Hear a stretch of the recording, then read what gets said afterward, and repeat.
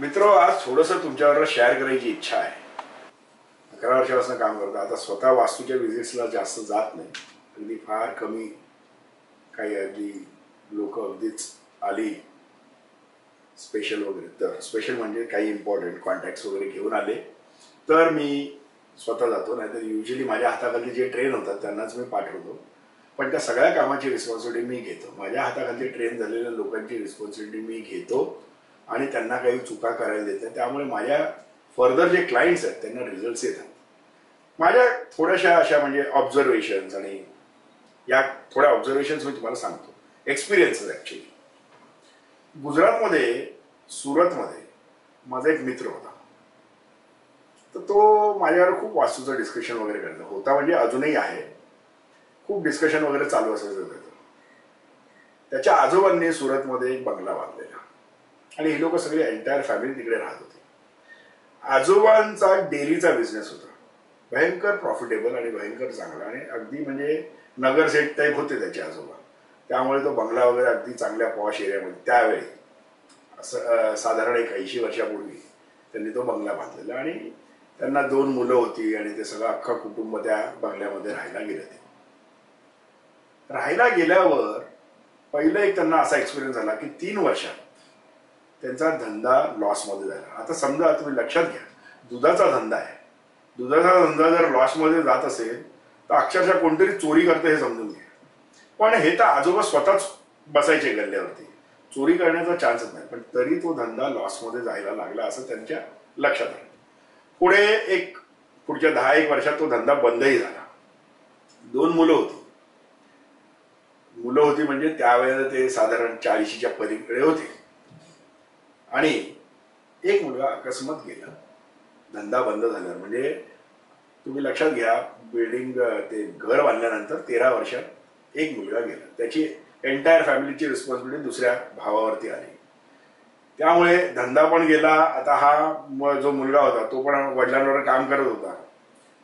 तो पण कुठेतरी बाहेर नोकरीला वगैरे निघाला, त्या घरातनच बाहेर निघाला. आणि घरात असे वडील, आई आणि आपलं कुटुंब आणि त्या भावाचं कुटुंब असं सगळं गोतावळा सोडून तो बिचारा बाहेर निघाला, मुंबईला आला. आणि मुंबईला आला म्हणून बरं झालं, कारण चांगली नोकरी लागली. त्या सगळ्यांना तो सांभाळू शकला. सुरतला अपडाऊन करून दिवस काढले, रिटायर झाला. आता त्याच्या मुलांनी त्या बंगल्याचं रिनोव्हेशन करायचं ठरवलं. आता त्याचा मुलगा पण सुरतमध्ये काहीतरी छोटा मोठा बिझनेस करत होता, पण घर अगदीच म्हणजे परिस्थिती वाईट झालेली होती. तर ते आपण डिमॉलिश करूया आणि नवीन एखादं घर बांधूया आणि त्याच्यात परत 4 खालती फ्लॅट काढूया, लोकांना देऊया, म्हणजे त्या खर्चामध्ये आपलं घर पण बांधून होईल वगैरे वगैरे असं प्लॅन आहे. तर ते घर डिमॉलिश केलं. आणि तुम्हाला सांगतो, तेव्हा त्यांना या सगळं म्हणजे कंटिन्युअसली लॉसेस आणि घरात कोण ना कोणतरी कायम आजारी आणि काका एक्सपायर झाले वगैरे वगैरे, हे सगळे एक्सपिरियन्सेस का झाले ते त्यांना तेव्हा कळलं. ब्रह्मस्थानामध्ये एक विहीर होती. त्या विहिरीवरती स्लॅब टाकून हे अख्खं घर बांधलेलं होतं. आजोबांना माहित नाही किंवा तिकडे कोण जो त्या 80 वर्षापूर्वी जो कॉन्ट्रॅक्टर मिळाला असेल त्याने बांधलेलं. आणि ब्रह्मस्थानात अक्षरशः विहीर निघाली आणि पाणी सगळं म्हणजे ते विहिरीचं पाणी 80 वर्षात काढलेलं नाही. त्यामुळे तुम्ही समजू शकता की किती घाणेरडं सगळं तिकडे जमलेलं असेल. ब्रह्मस्थान अतिशय घाणेरडी होती आणि त्यांनी ते फोडलं. मग तो मुलगा माझ्याकडे धावत आला, तो अंकल अभी इसका क्या करने का. मग ती विहीर आम्ही अख्खी बुजवून घेतली. विहीर बुजवल्याबरोबर त्याला एक पार्टनर मिळाला आणि फटाफट त्यांची नवीन बिल्डिंग उभी राहिली तिकडे.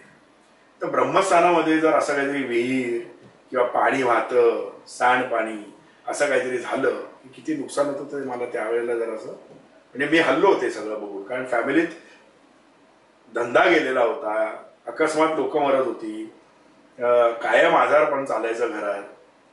तर हे सगळे रिझल्ट ब्रह्मस्थानामुळेच आले असावेत असं माझं टोटल कॅल्क्युलेशन त्याच्यातनं बसतं.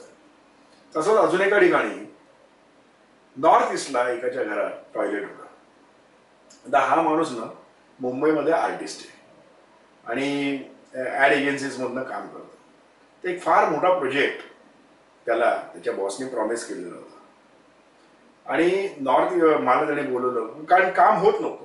प्रोजेक्ट प्रॉमिस केलेला आणि प्रॉमिस करून 3 महिने झाले तरी तो म्हणजे अजून हातात प्रोजेक्ट आलेला नव्हता.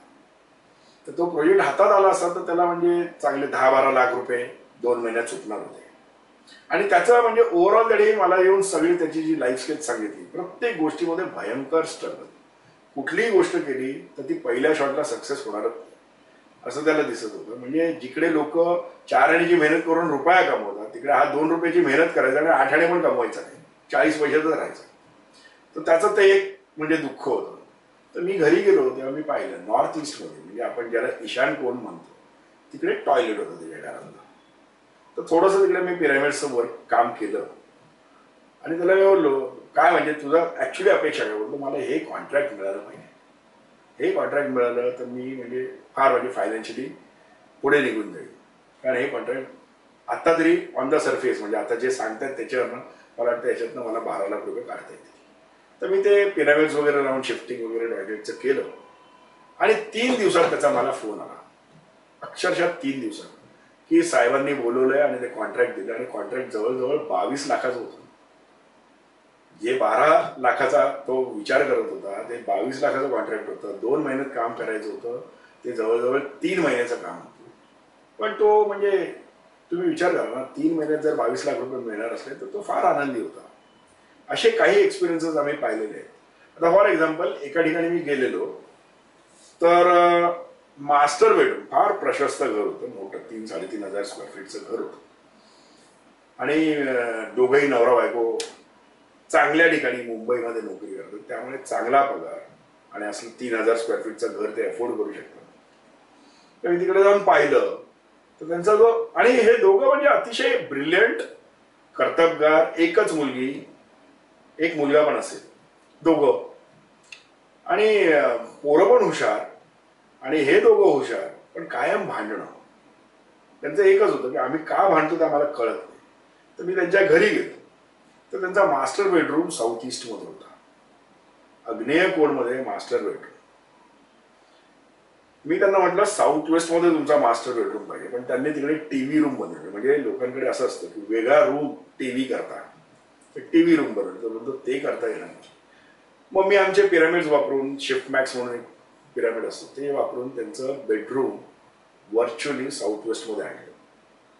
आणि म्हणजे असं आहे की हे केलं काम आणि त्यांना काय कोणास ठाऊक पण ते म्हणतात की आता आम्ही पूर्वीसारखे भांडत नाही.